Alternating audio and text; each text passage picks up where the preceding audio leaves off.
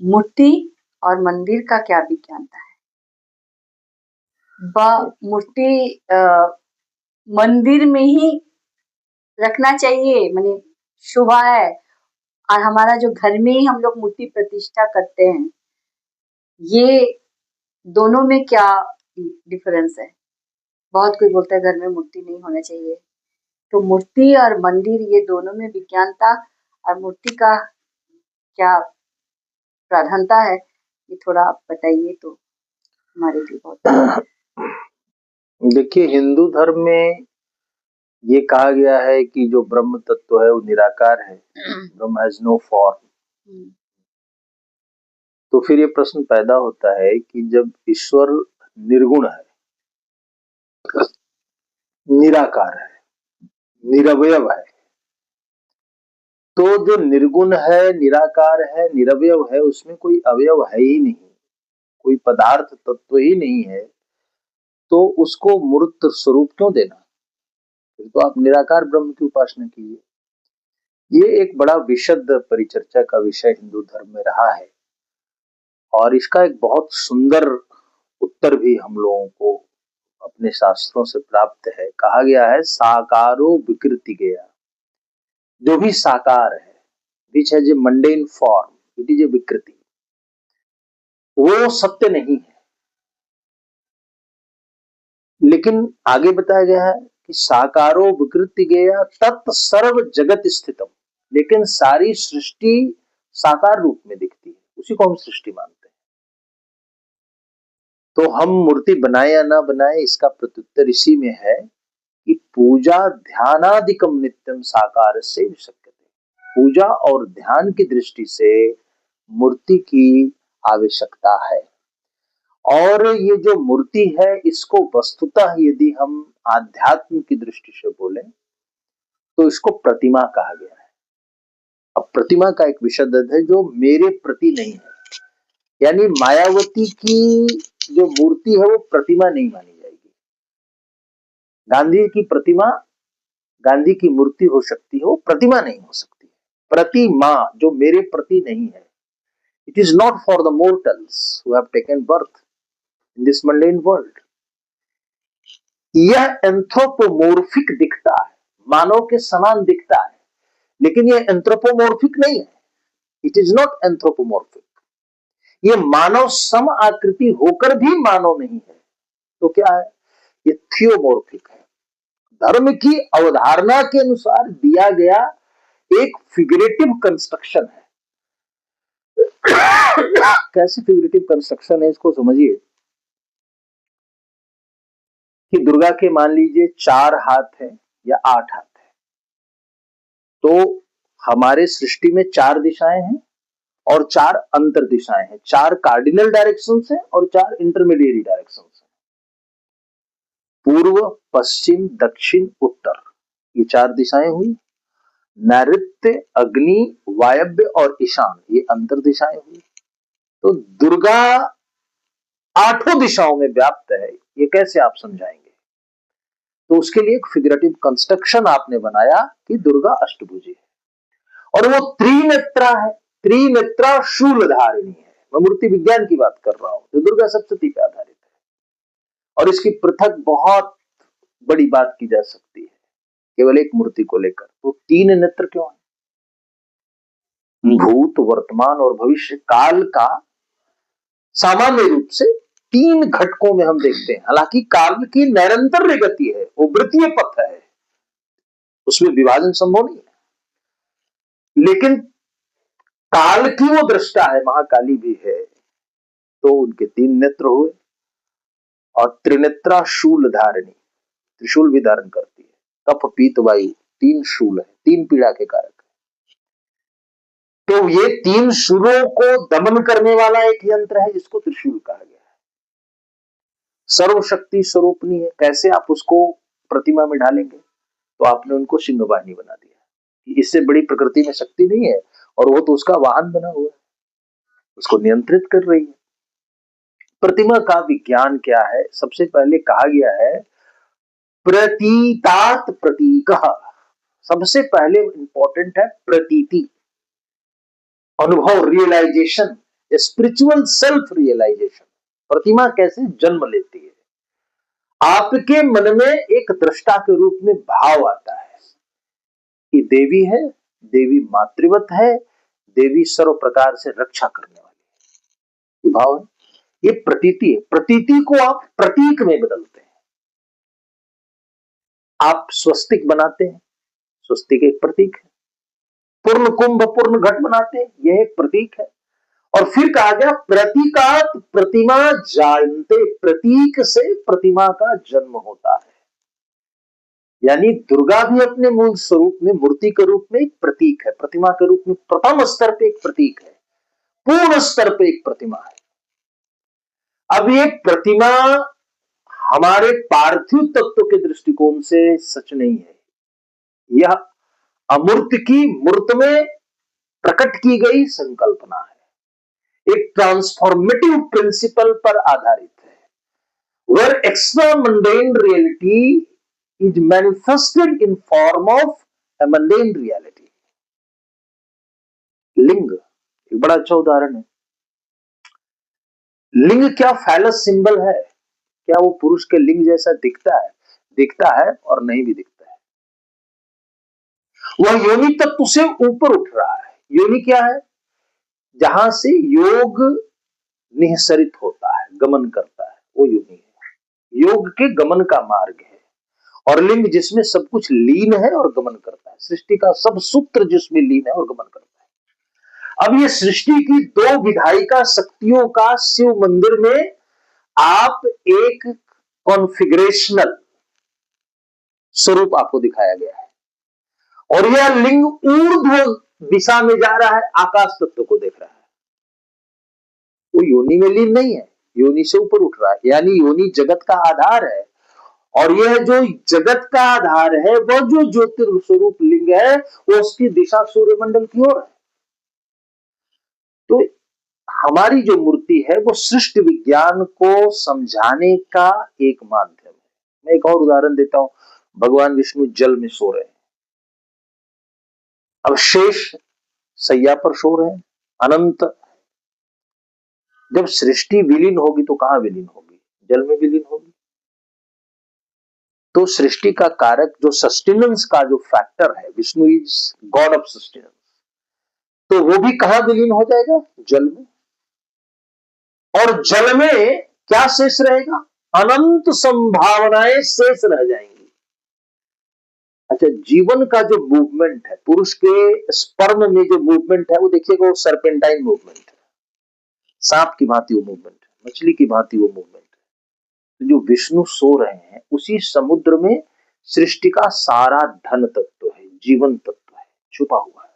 वो कौन है? लक्ष्मी तत्व है। लक्ष्मी क्या है? जिसको हम लक्षित करके प्राप्त कर सकते हैं। बिना लक्ष्य के धन नहीं आता। आपके पास लक्ष्य नहीं है धन का, तो लक्ष्मी नहीं आएगी। लक्ष्य तो बनाना पड़ेगा। तो यह जो समुद्र वसने देवी है, समुद्र में वसन करने वाली जो लक्ष्मी है, सबसे अधिक धन इसी समुद्र में है। और वहां जो जीवन को चलाने वाला तत्व है, विष्णु तत्व, वेवेष्टि इति विष्णु। एक विष्णु इंडोजेनिक फोर्स का नाम है, जो जल के अंतर्गत निहित सृजन की जो शक्ति है, वह शक्ति विष्णु की शक्ति है। कि सारी सृष्टि जल में विलीन भी हो जाएगी तो जीवन की सारी अनंत संभावनाएं वहां शेष रहेगी। अब इस अनंत संभावना जो शेष रहेगी, इसके लिए आपने एक कॉन्फ़िगरेशनल डायग्राम बनाया, शेष साई विष्णु का, अनंत साई विष्णु का, अनंत संभावनाएं उनके साथ जुड़ी हुई। तो मूर्ति एक दार्शनिकता को और एक विज्ञान को लेकर आई है हिंदू धर्म में। वो अकारण नहीं है। कोई सुंदर या अपोलो की मूर्ति नहीं है, यह एथेना की मूर्ति नहीं है। यह मूर्ति महाकाली की है। काल का वो चक्र, सृष्टि का वो चक्र, जिसमें रौरव करती हुई ऊर्जा ब्लैक होल में सब कुछ समाहित कर लेती है। और फिर उस ऊर्जा का जो प्रकटीकरण होता है, तो वही भैरवी शक्ति अपने एकदम रक्तिम वर्ण के साथ प्रकट होती दिखाई पड़ती है। काली की जो जीवा है वो लाल लोल वाली है, ऊर्जा ऊर्ध्वमुख हो रही है, उस रूप में दिखाया गया है। तो मूर्ति हमारा जो है वो एक थियोमॉर्फिक कॉन्सेप्ट है, एक कॉन्फ़िगरेशनल है, इसका एक एस्पेक्ट, यह एक डायग्रामेटिक स्कीमाटा है और उस डायग्रामेटिक स्कीमाटा के पीछे एक मेटाफिजिकल थियरी है। मूर्ति और image is based on A metaphysical principle. If you do not understand that ideological background, you will not be able to explain what this image is. So मूर्ति का एक अपना विज्ञान है। दूसरा है, हमारे देवालय में गर्भगृह में मूर्ति स्थापित की जाती है। तो गर्भ का मतलब क्या होता है? वomb ऑफ द मदर इज गर्भ। गर्भ को समझिए जहां गमन है, मतलब मूवमेंट है, और जहां भास्वरता है। गा मतलब गमन, अर्म ने गति, भास्वरता है, लाइट है। There is a light in the womb, there is light within the cosmos. तो मूर्ति को देवालय के गर्भ में स्थापित किया गया है, यानी उस गर्भ के अंतर्गत एक प्रकाशमान तत्व है, और वही प्रकाशमान तत्व जो है वो प्रतिमा है। लेकिन हमारे यहाँ मंदिर हर जगह पे नहीं बनाया जाता था। इसके लिए एक कल्चरल एस्ट्रोनॉमिक प्रिंसिपल है, where the temple should be established. So the shastra says वनोपनांत नदी शैल निर्झरोपांत भूमिषु रमन्ते देवता नित्यम पूरे उद्यानवत्सु। जहां निरंतर जल राशि का प्रवाह है, जहां एक ऊर्ध्वमुख पर्वत है यानी शैल है, जहां निर्झर है, जहां वन है, जहां उद्यान है, जहां प्रकृति की पूरी उर्वरा शक्ति प्रकट दिखाई पड़ती है। And it has to be created in light in basically in terms of alignment with sun. Sun के साथ जो अलाइनमेंट है वो बड़ा महत्वपूर्ण है।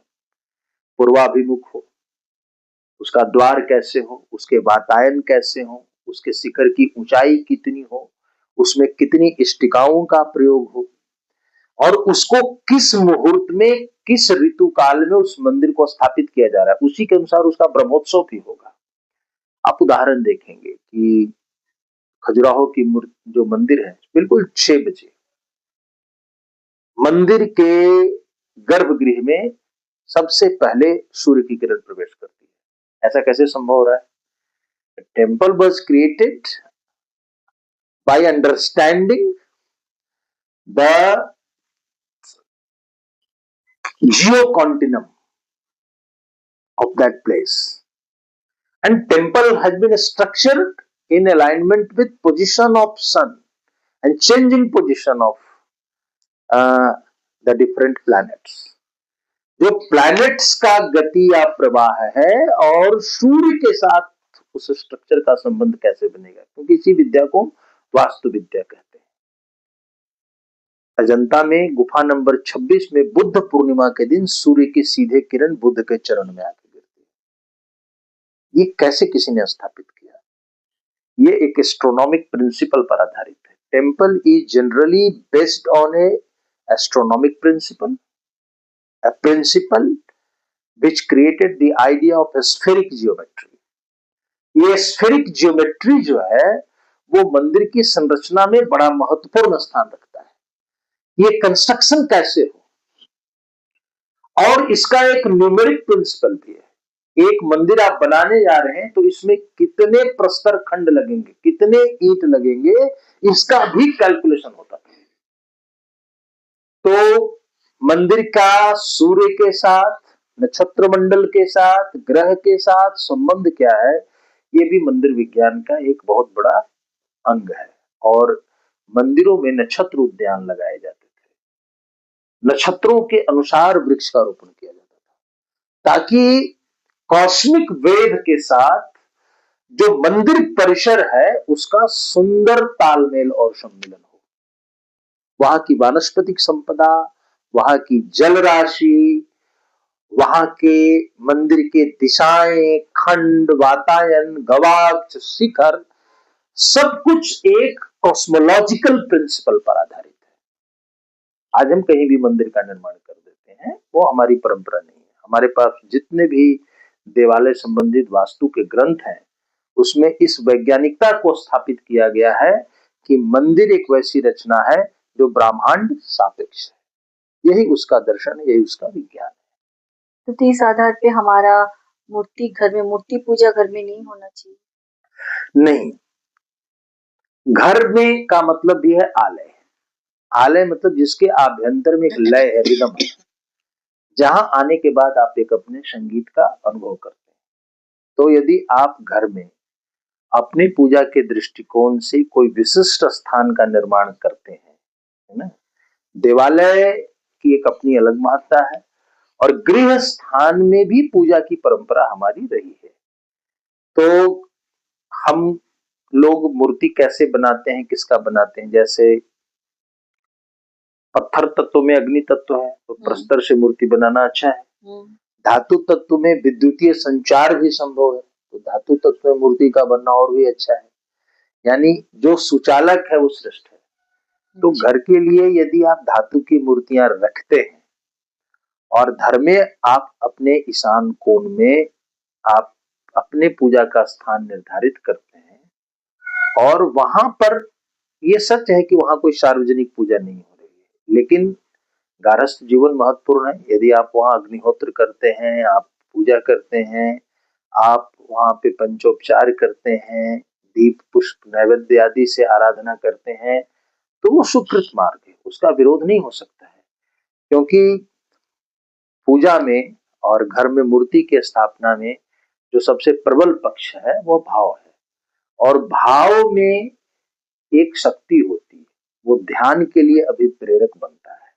तो भाव है तो ध्यान है, और ध्यान में चित्त की शक्ति का संयोजन होता है, और चित्त आत्म विवेक को धारण करता है। तो इसलिए मूर्ति के साथ सायुज्य की स्थापना और भाव की संस्थापना और चित्त की जागृति और आत्म जागृति घर में भी संभव है। कहा जाता है कि मंदिरों में जो मूर्ति का मतलब लंबाई होता है, बड़ा मूर्ति प्रतिष्ठित मंदिर में ही हो सकता है, वो घर में नहीं, घर का मूर्ति छोटा होना चाहिए। इसका क्या राज है? देखिए, मूर्ति के लिए एक आइकोनोमेट्री एक विशद साइंस है, और हम आइकोनोलॉजी में उसका दर्शन की बात करते हैं, आइकोनोग्राफी में उसकी आकार प्रकार की बात करते हैं, और आइकोनोमेट्री में उसके मापदंड की बात करते हैं। तो घर में मूर्ति छोटी होनी चाहिए या मानव की आकृति के बराबर नहीं होनी चाहिए, ये एक लौकिक अवधारणा है। उसके कई कारण हैं। पहला कारण क्या है कि मंदिर की भांति घर में कोई गर्भगृह नहीं होता है, तो वहां पे स्वतंत्र रूप से इस प्रकार की मूर्ति स्थापित नहीं की जा सकती। अब बात रही कि हम लघु प्रतिमाओं का, 11 इंच की प्रतिमा का या 21 इंच की प्रतिमा का, किसकी प्रकार की प्रतिमा का स्थापन करते हैं? देव तत्व का किसी भी मूर्ति के वस्तुतः ऊंचाई से या उसकी संघटना से व्यवहारिक स्तर पर एक ही मतलब है। पहला कि जब गर्भगृह का आकार कितना बड़ा है, द्वार का तोरण का आकार कितना है, वहां से मूर्ति दृष्ट कैसे होगी, ये सभी बातों को ध्यान में रख के गर्भगृह में मूर्ति की स्थापना की जाती है। घर के मामले में हमारे भाव तत्व को ध्यान में रखकर हम मूर्ति की स्थापना करते हैं। यदि हमारे मन में भाव आता है कि हम इस रूप में इस प्रकार की प्रतिमा की स्थापना करें, तो प्रतिमा हमेशा ही भाव सापेक्ष है। भाव के बाद दूसरी स्थिति मंत्र है। आप मंत्रोपचार से कैसे पूजा करते हैं? तृतीय अवस्था पर जाकर उसमें ध्यान है, और ये सभी क्रमागत हैं, एक के बाद दूसरे क्रम में स्थापित होते हैं। तो आप मंदिर की जगह घर में जो प्रतिमा स्थापित करते हैं, उसका भाव के बाद आपकी जो पूजा की पद्धति है, पूजा की पद्धति के साथ उसमें जो ध्यान का पक्ष है, अंतःचेतना का पक्ष है, मंत्र का जो पक्ष है, ये सारे पक्ष जो है वो विशद अर्थ में बहुत ही सूक्ष्म स्तर पे कार्य करना शुरू करते हैं। बहुत सारे विद्वान ऐसा मानते हैं कि 3 दिवस तक आप अपने घर के अंदर भी किसी मूर्ति तत्व की साधना कर रहे हैं, तो उसमें देवत्व का आधान हो जाता है। अच्छा। यानी दैव भाव उसमें प्रतिष्ठित हो जाता है। अच्छा। बहुत अच्छा लगा आपसे सारी बातें जान पाए कि हमारा आम जीवन में ये बहुत सारा बातें जो नित्य नैमित्तिक हम लोग को लगता था नहीं ये करने से डर है, वो करने से डर है, कैसे मूर्ति ले आके पूजा करें। आज हम लोग बहुत बढ़िया से जान पाए आपसे। बहुत बहुत बहुत बहुत धन्यवाद। धन्यवाद। आपका भी बहुत बहुत धन्यवाद।